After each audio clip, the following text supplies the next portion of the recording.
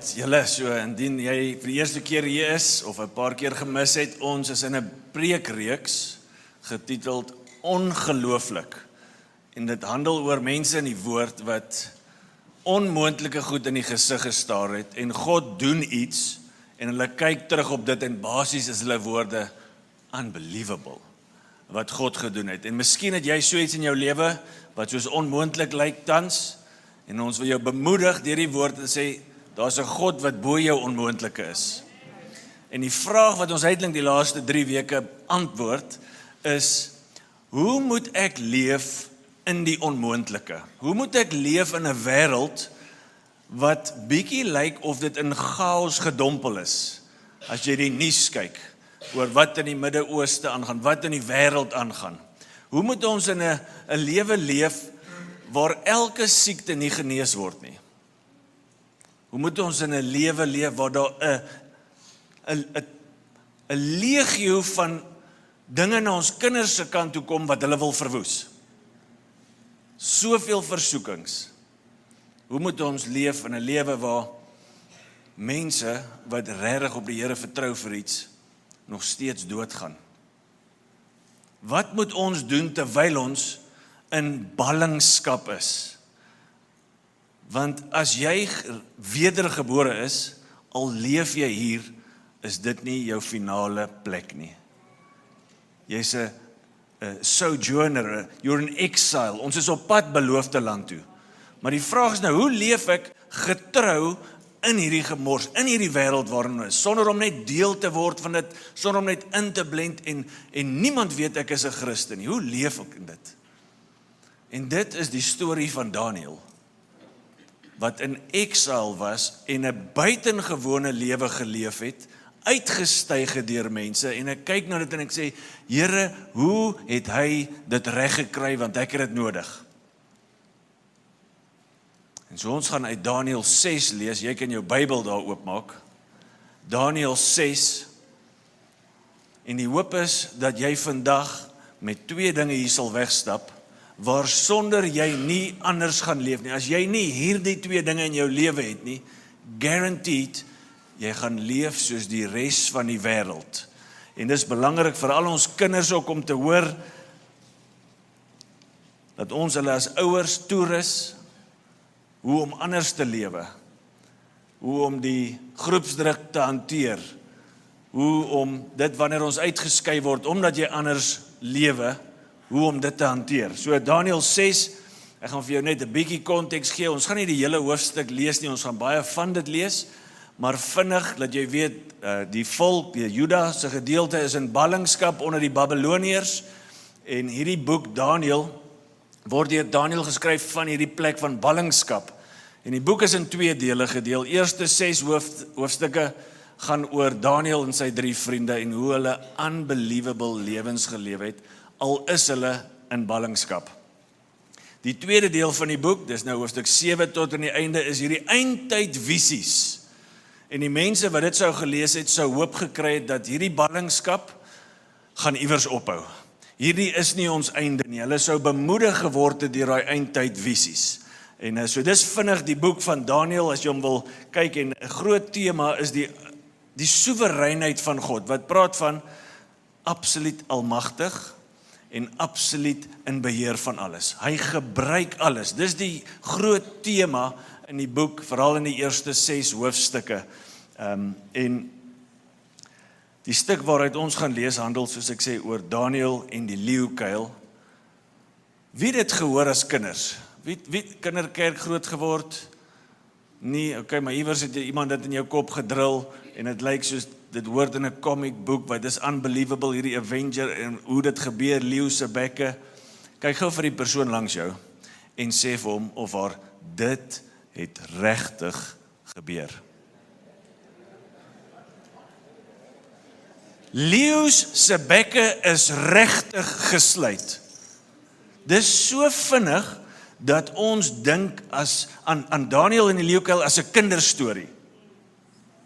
Daai selfe God leef vandag. Daai selfe God kan daai selfe goed vandag doen. Daniël, onder Darius die koning, wil nie eers vir een dag nie bid nie. Daar's 'n decree, hey, as jy vir 30 dae vir iemand anders bid as my, dan word jy in die leeukuil gegooi. Natuurlik luister hy nie, en dis hoe hy in die leeukuil opeindig, sy lot is verseël, en op 'n manier kom God in, sluit die bekke van die leeu's deur 'n engel, en die volgende dag, toe Darius vir hom vra, hey ou, is jy alright? Toe sê ek het 'n beter nag as jy gehad, champ. Lekker geslaap. Hoe is dit moontlik? Hoe het hy deur alles, al hierdie versoekinge, so getrou gelewe aan God, so ongelooflike lewe? Hier is die eerste vers wat ons gaan lees, vers 4. Hierdie Daniël het homself onderskei van die toesighouers en satrape. So dit is soort van state governors, 120 van hulle wat aangestel is, om te kyk dat die wet gehandhaaf word, dat tax betaal word en dat daar orde is onder die mense. En Daniël styg uit en hy word een van die top 3 en verder word hy eintlik die top 1 ou. Dit was wat daai satrape beteken. Hy het homself onderskei van die toesighouers en satrape, omdat 'n buitengewone gees in hom was. En die koning het beplan om hom oor die hele koninkryk aan te stel. As ek en jy anders gaan leef as die mense wat nie God het in hulle lewens nie, dan gaan dit wees oor 'n buitengewone gees, die Heilige Gees, die enige ware God, wat in gewone mense, soos ek en jy kom leef. Die buitengewone gees, en as ek dit sê, verwys ek na die Heilige Gees, in gewone mense. Sonder dit sal ons nie anders leef nie. Of dit nou vir hulle was, aan die begin, hy, moenie die koning se kos eet nie, ons gaan vrugte en groente eet, en hulle is in beter shape na hierdie tydperk, dit was God gewees. Of dit nou is dat niemand kan die droom uitlê nie, en Daniël doen dit, dit was deur hierdie gees gewees. As dit nou hier aan die einde is, waar die hand teen die muur, niemand kan dit lees nie, Daniël kan dit lees. Buitengewone gees, Heilige Gees. Die woordjie omdat sê vir ons, hier is die rede hoekom hy homself onderskei het. Die Heilige Gees. Lewe jy met die krag van die Heilige Gees?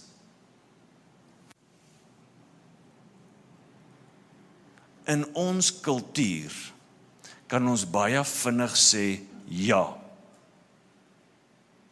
Ek meen, dit staan hier.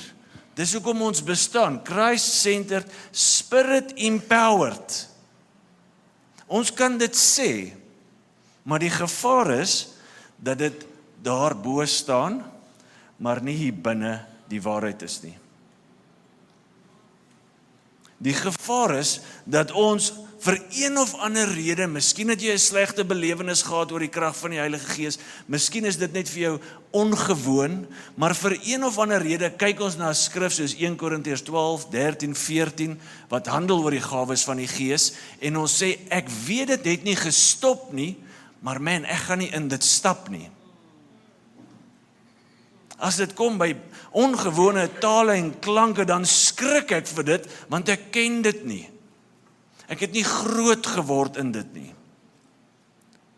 Pas op, dat wat die Bybel normaal noem, jy nie weird noem nie. Dit is die essensie van godlastering. Jy noem iets sleg wat goed is, of jy noem iets goed wat sleg is.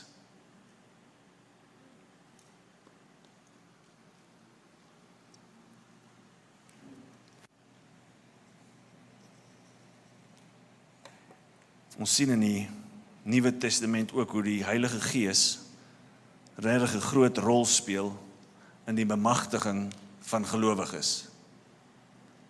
Hoe vol is jy van die Gees? As ek daaraan dink, los dit my op een plek. Here, help my asseblief. Vul my elke dag opnuut asseblief. Ek lek Ek is sondig, maar U is bo dit. Elke dag is sy mercies weer daar vir ons. Elke dag is 'n invulling beskikbaar.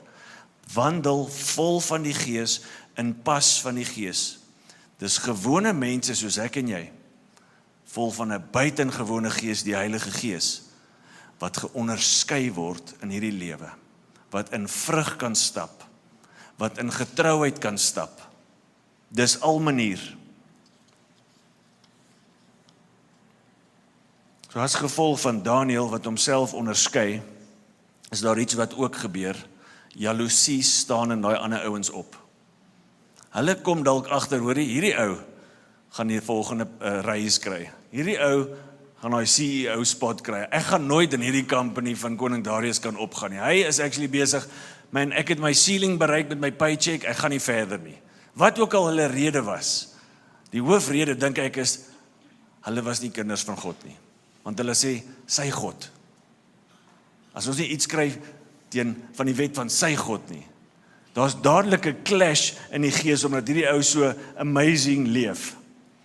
Dan sê hulle maar, hoorie, vers 5b, jy kan hom daar opsit, Christian, maar hulle kon geen rede of fout vind nie, omdat hy betroubaar was, geen nalatigheid of fout is by hom gevind nie. Hulle wil hom uithaal, maar hulle kyk na hoe hy werk doen en, man, excellence. Excellence. Jong mense, alle mense wat Christen is, of jy nou in die klaskamer werk, of jy nou in 'n boardroom werk, of jy op die plaas werk, en of jy op 'n skuur werk, of jy skuur bou, excellence moet deel wees van ons lewens. As die buitengewone gees in ons is, kan ons excellent doen in ons werk. Dis deel van wat die Heilige Gees in ons kan bewerk.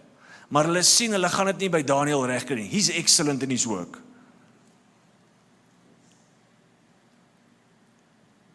En dan kom hierdie op, vers 6. Die manne sê toe, ons sal nie enigiets vind teen hierdie Daniël nie, behalwe as ons iets teen hom vind in die wet van sy God.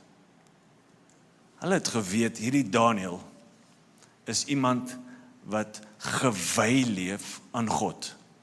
Hy sal weier om weg te stap van die woord van God. As ons daar iets kan verander, gaan ons hierdie ou uit ons pad kan kry. Dis hulle hele gameplan gewees.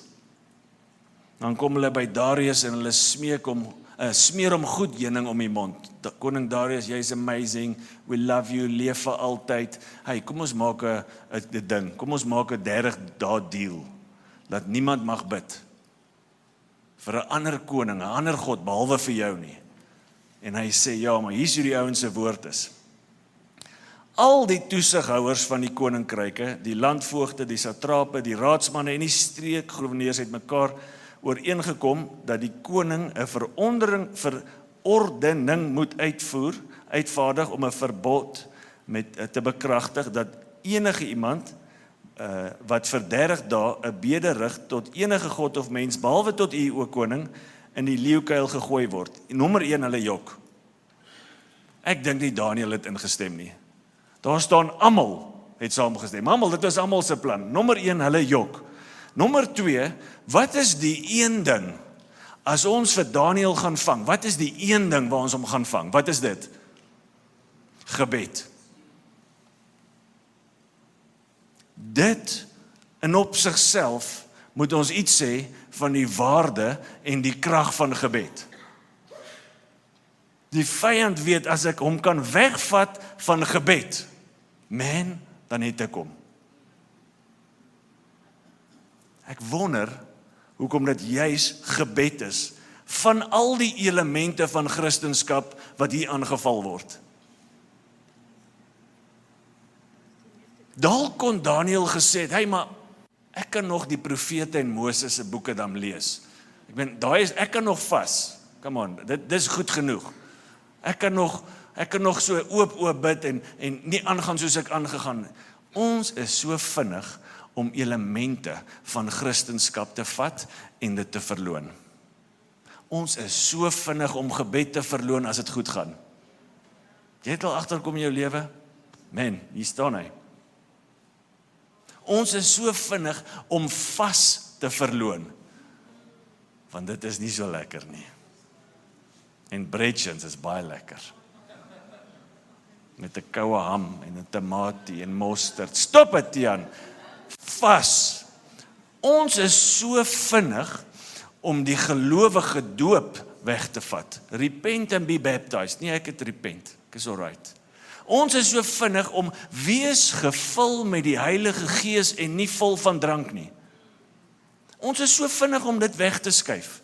Ons is so vinnig om weg te skuif. Hey, wees deel van 'n liggaam, 'n geestelike familie, 'n kerk. Nee, dis ek en God. Ons is good. Ons is so vinnig. Hey, weet jy wat gebeur as jy dele van Christendom wegskuif? Jy blend in met die res van die wêreld. Niemand sien meer wie jou God is nie. Is daar dalk dele van Christendom wat jy wetend of onwetend kant toe geskuif het? As ons gaan anders lewe in Okahanja, in Namibië, in exile, op pad beloofde land toe, dan gaan ons toegewyd leef aan God en alles wat hy vir ons sê, dit gaan ons hart wees. Here, ons wil dit doen.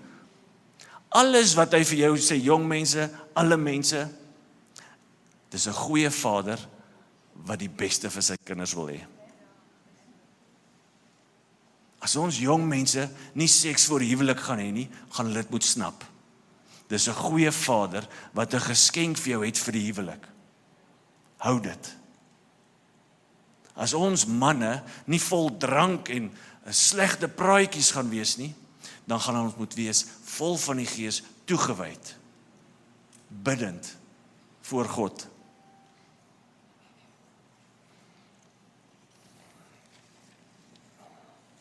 Vers 11. Toe Daniël te wete kom dat die bevelskrif geskryf is, het hy sy huis binne gegaan. Wat sou jy gedoen het as jy Daniël was? En jy het gehoor, hier's die deal. Leeukuil as jy bid. Wat sou jy gedoen het? Moet dalk nie sê nie, want ek dink ek weet wat sou ek gedoen het. En ek dink nou weet ek wat iemand daar ook sou gedoen het. Hy het sy huis binne gegaan, hy het sy bovertrek oop vensters gehad, in die rigting van Jerusalem, en hy het 3 keer op 'n dag daar op sy knieë gegaan, gebid en voor sy God lof uitgespreek. Daniël, het jy gehoor, wat is die deal? Hy loof die Here, soos hy voorheen gedoen het. Hierdie is niks niets nie, hierdie is nie ek is in die moeilikheid nie, hierdie is sy leefstyl. Daardie manne het toe ingestorm en Daniël biddend en smeekend voor sy God gekry. Dis asof hy niks wegsteek nie. Dis asof hy dit dalk verwag het. Dis asof hy weet, daar is iets gevaarlikers as 'n leeukuil. En dit is om ongehoorsaam te wees aan die leeu van Juda, om nie toegewyd te leef aan hom nie, om lof eenkant toe te skuif, om hom te verloon. Veel gevaarliker as die leeukuil wat voor hom is. Die eerste ding wat ek sou doen, is om ek sou gepaniek het. Ek is nie seker, I'm not sure it would have been prayer. Ek sou gepaniek het. Daniël se eerste move is gebed. Hoekom? Daniël weet, die gelowige se belangrikste hulpbron, resource, gift of God is prayer. Daniël weet dit. En hierdie ouens weet dit. Hulle het al gesien wat gebeur as Daniël bid. Hy weet, this is the most powerful resource. In Jakobus 5 vers 16 sê Jesus se broer, wel, bid vir mekaar sodat julle gesond kan word, want die gebed van 'n regverdige het 'n kragtige uitwerking. Dis nie die woorde nie, dis die regverdige wat skoon voor God leef, wat in 'n situasie inbid wat onmoontlik lyk, en God doen sy ding. Die gebed van 'n regverdige is kragtig in sy uitwerking, sê van die vertalings. Dit is wat Daniël sustain het. Nie net sustain sulke gebed om nie, hoor dit vanoggend, it shapes history. As jy die boek van Daniël lees, gaan jy dit agterkom. Gewone mense, vol van 'n buitengewone gees, die Heilige Gees, wat biddend en smeekend voor God is, word gesustain en shape history. Ek dink ons het dit vergeet. Ons gebede wys dat ons dit vergeet het. Ons aksies is, ek moet hierdie kant kies of daai kant kies. Hulle is skuldig, kom ons bom hulle nie, hulle is eintlik, ons aksies wys dat ons vergeet het, gebed kan geskiedenis shape. Bid vir jou kinders. Bid vir die land. Bid vir jou besigheid. Bid vir jouself. Bid vir die dorp. It has got shaping properties. Bid vir die nasies. Hierdie huis sal 'n huis van gebed wees, sê God. Let gou so 'n bietjie op sy postuur as hy bid. Hy kniel. Dit praat van afhanklikheid. Dit praat van Here, U is nommer 1. Hy kyk in die rigting van Jerusalem, hy kom nou daarby uit, hy loof God. Sou jy God geloof het in daai oomblik? Be honest. Jy kan nie jok in die kerk nie. Nie weer nie. Here, ek loof U. Here, U is groot. Here, U is in beheer. U skrik nie vir hierdie nie. Here, U het dit. Ek vertrou U. Here, U kan enig. Ja, ek is onseker oor myself daar. In die Ou Testament, in Levitikus 4, dink ek, 7 tot 11, word die dankoffer gekoppel aan die teenwoordigheid van God. Psalm 100, vers 3, vers 4, enter into his gates, into his courts with praise and presence, word gekoppel in die Bybel. Dis wanneer ons te midde van wat om ons aangaan kan praise, wat ons sy teenwoordigheid beleef, want ons belyn onsself met wie hy is, die soewereine God, en ons vat vrees weg van dit wat ons sien. Daarom is die gelowige se aanbidding so kragtig. Hy kyk in die rigting van Jerusalem. Het jy al gewonder hoekom doen hy dit? Want dit klink weird. Dit klink so half kulties, as jy so intoe kyk, dan word jou gebed gehoor, maar as jy so intoe kyk, dan hoor jy dit nie. In 1 Konings 8, word die tempel ingewy, en Salomo bid, en in kort hier is sy gebed. Here, daar is nie een van die mense wat nie sondig nie. Sonde is universeel, dis Salomo, dis lank voor hierdie. As hierdie mense wat in hierdie tempel kom, Here, as hulle sondig en wegdraai van U, en U vat hulle word ontvoer na 'n ander land toe. Daniël, hulle was in ballingskap. Babyloniërs het dit presies gedoen. Here, en hulle smeek by U, en hulle bid in die rigting van Jerusalem. Here, sal U hulle hoor? Sal U dat die mense wat hulle gevange geneem het, barmhartig wees teenoor hulle? Here, sal U hulle dan herstel? Sal U uit die hemel uit hoor? Ek dink, dis wat Daniël gebid het. Ek dink, dis hoekom hy gesmeek het. Gaan lees 1 Konings 8, gaan lees Daniël 6, sien die smeek, sien die postuur. Hy het dit in die skrif gelees. En hy het geweet, man, as ek dit bid, as ek die Here onthou dit wat hy beloof het, miskien sal hy dit doen. Hoekom het ons nodig om die Here te onthou wat hy beloof het? Kan die Here vergeet? Ek en jy vergeet. Ek herinner hom nie omdat hy vergeet het nie, ek herinner hom omdat ek het vergeet. Here, U het gesê, U sal hoor uit die hemel. U het gesê, U sal iets doen. Bid vir wat hy beloof het. Deel van ons gebed moet 'n smeek wees vir dit wat hy beloof het. Wat het hy beloof? As jy jou sondes bely, vergeef hy jou. Here, U het beloof en ek is hier vandag. Vir die eerste keer, Here, ek vergewe my. Wat het hy nog beloof? Vrede. Hy is die prins van vrede, vrede wat alle verstand te bowe gaan, sal oor jou heers. Here, dit voel of my vrede weg is. Here, ek weet U het gesê, U sal my weer vul met daai vrede. Doen dit. Voorsiening. Here, U is die voorsiener. Here, tans beleef ek dit nie. Miskien, by the way, stap jy nie waar jy moet stap nie, en dis hoekom jy dit nie beleef nie. Dit praat nie van rykdom nie, dit praat van genoeg vir elke dag.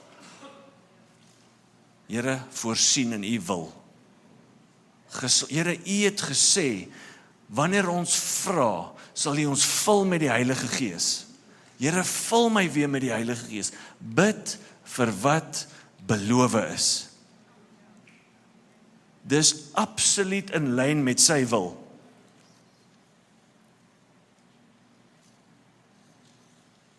Gebed soos dit sustain ons en shape geskiedenis.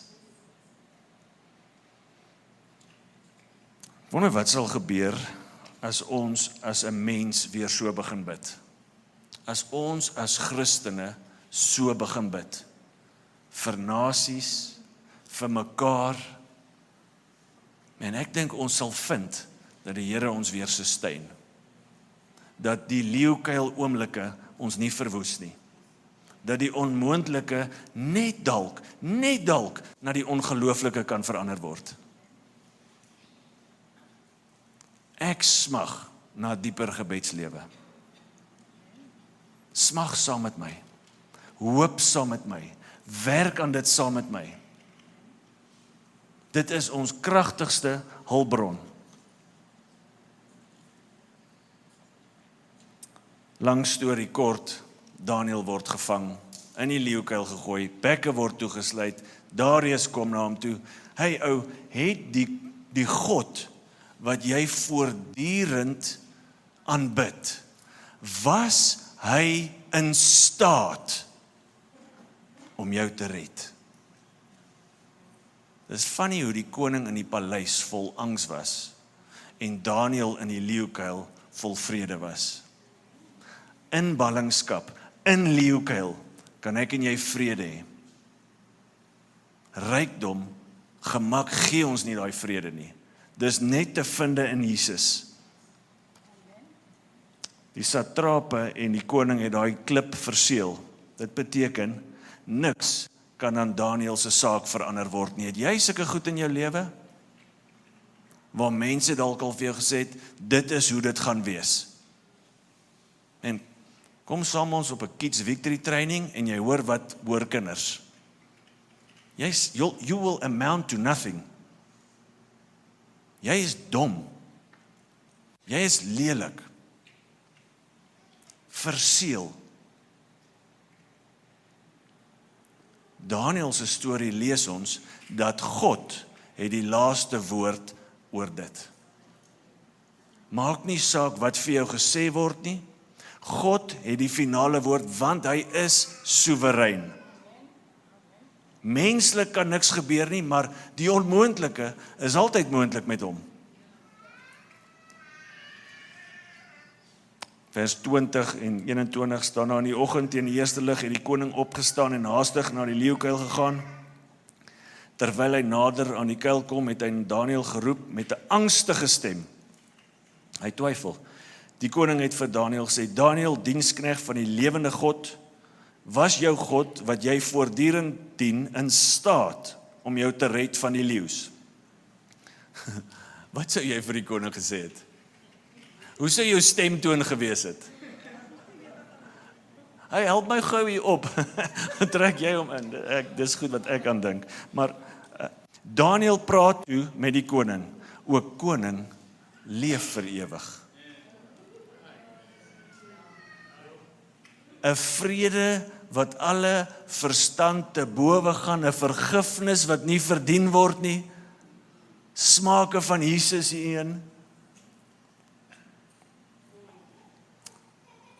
Dit wil voorkom of die vraag is hierdie God in staat? Is God in staat om mense te red? Is hy in staat om mense te genees? Is hy in staat om jou te genees? Dit wil voorkom of dit die geveg is. Is hy in staat? Vers 23, my God het sy engel gestuur en hy het die bekke van die leeu's gesluit, sodat hulle my geen leed kon aandoen nie, omdat ek voor hom onskuldig bevind is. Daniel se naam beteken, God is my judge.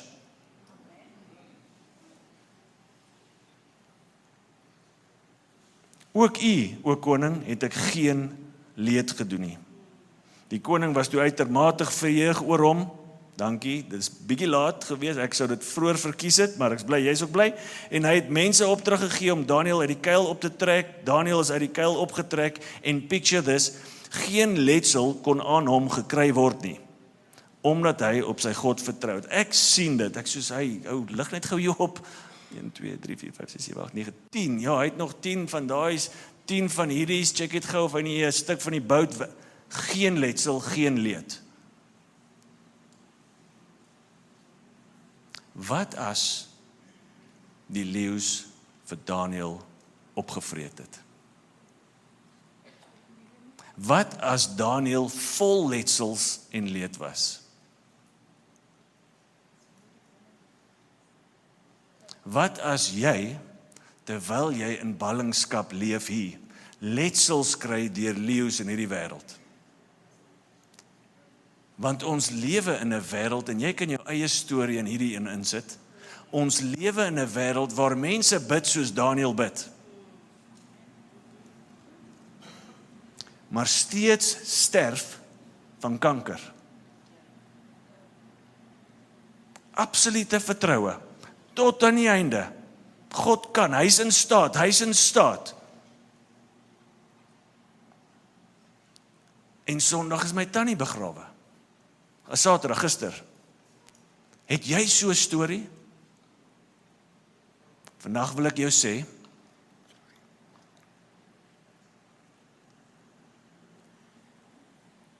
moenie vir een oomblik dink, omdat jy gebid het soos Daniel en God het nie ingekom nie, dat hy nie in staat is nie. Die feit dat mense sterf van kanker, die feit dat mense kinders verloor wat regtig lief is vir die Here, dit herinner jou, jy is in ballingskap. En daar is 'n plek, daar's 'n beloofde land, waar geen leed gaan wees nie. Geen letsels gaan wees nie. Geen rolstoele gaan wees nie. Geen onkologie afdeling. Geen wondversorging eenheid. Geen trane. Dis waartoe ons op pad is. En wanneer ons letsels kry deur leeu's, weet dat hy is steeds die soewereine God. En dis sekerlik die moeilikste gebed om te bid. Here, genees,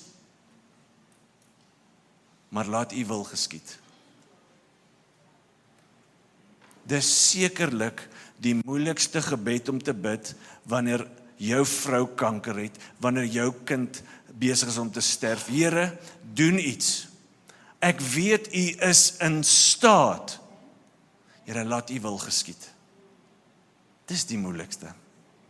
En daarvoor het jy 'n buitengewone gees in jou nodig. Want die gees help ons in ons swakheid. Hy help ons om te bid wanneer ons nie eers weet wat om te bid nie. Hierdie Heilige Gees trek jou in gebed in. Dis deel van wat hy doen.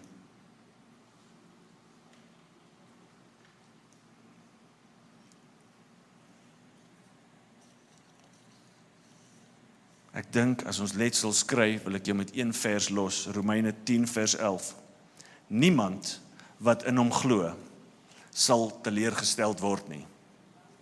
Niemand, en dit praat van ultimately. Ultimately, as jy in God glo te midde van letsels en leed, sal jy eendag nie teleurgestel word nie. You won't be shamed. En as hy nou nie intree nie, dis nie te sê jy het te min gebid nie, jou geloof was te min nie. Nee, hy is soewerein. Hy is God.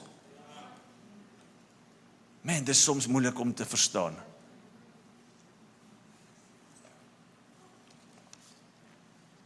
Moenie dat die uitkomste in die tydelike bepaal hoe jy bid nie. Moenie dat die uitkomste in hierdie wêreld bepaal hoe jy bid nie. Hoe ons moet bid is so. Hy is in staat. Dis waar jou geloof moet stop. Hy het dit. Hy kan. En ons smeek, ons pleit, ons hou aan, tot hy vir jou 'n vrede gee vir iets anders. Moenie kort stop nie. Dis juist die volharding wat jou kroon is aan die einde van die dag. Moenie voel ek het misluk nie. Ek sluit af met hierdie vers 29. Hierdie Daniël was voorspoedig onder die regering van Darius en onder die regering van Kores, of in Engels Cyrus, die pers. Meaning, hy was onder verskillende Babylonia, nou sit die Persiërs en die Mediërs, hy is nog die heeltyd suksesvol, al verander goeders. En hierdie gebed wat hy gebid het, Here, 1 Konings 8, laat die mense wat hulle dan wegvat, wat Salomo gesê het, barmhartigheid bewys teenoor hulle. Weet jy wat doen die Cyrus, koning Kores in Ezra 1, hierdie selfde ou, hierdie pers, hy maak 'n ander decree, wat sê, al die Israeliete, die Jode, wat in ballingskap geneem is, julle kan teruggaan Jerusalem toe, julle kan die tempel gaan herbou, julle kan die stad gaan herbou. God is ultimately in beheer van geskiedenis en hy kan selfs ongelowiges gebruik om sy wil uit te voer. Mag jy by dit berus, selfs wanneer dinge onmoontlik lyk. Kom ek bid vir ons. Here, dankie dat U soewerein is, dat U in beheer is, U alleen sien alles, weet alles, Here. U sien ook leed en letsels wat ons opdoen in hierdie ballingskap lewe.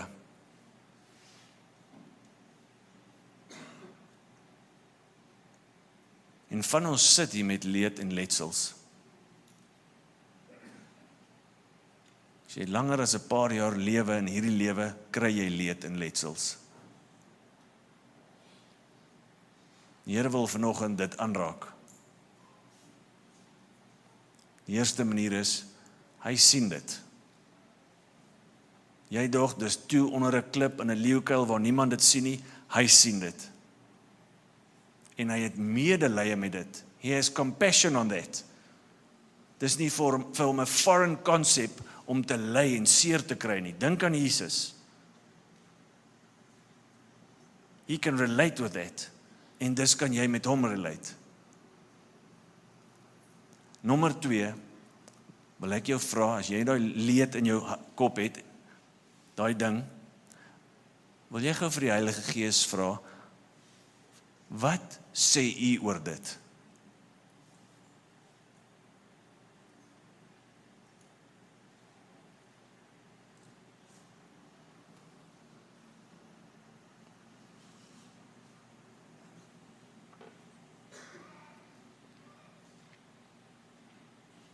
Here, dankie dat U deur wie U is, genesing nou bring,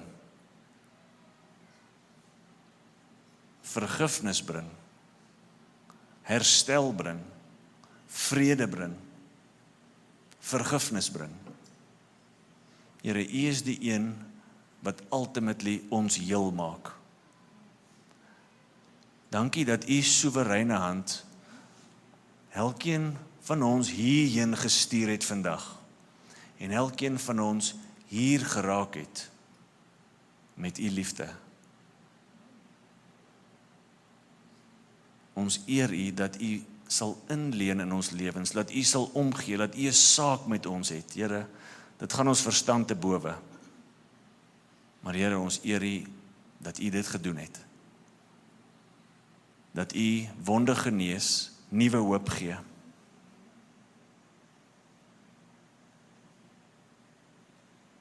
En weet, soos ek afsluit, dat God alles gebruik, alles werk na rigting toe, alles gaan na plek toe waar ons face to face met hom gaan staan, geen trane gaan beleef nie. En Here, ons sien uit vir daai dag. Ons sien uit vir daai dag. Dankie dat die wete dat U als gebruik hoop gee vir ons, selfs al is daar letsels, al is daar leeukuil oomblikke. Dankie dat U soewerein is. Mag ons biddend en smeekend vol van die Gees hier uitgaan en onsself op 'n heilige manier onderskei van wat daar buite aangaan, met die idee dat ander sal sien wie U is. Amen.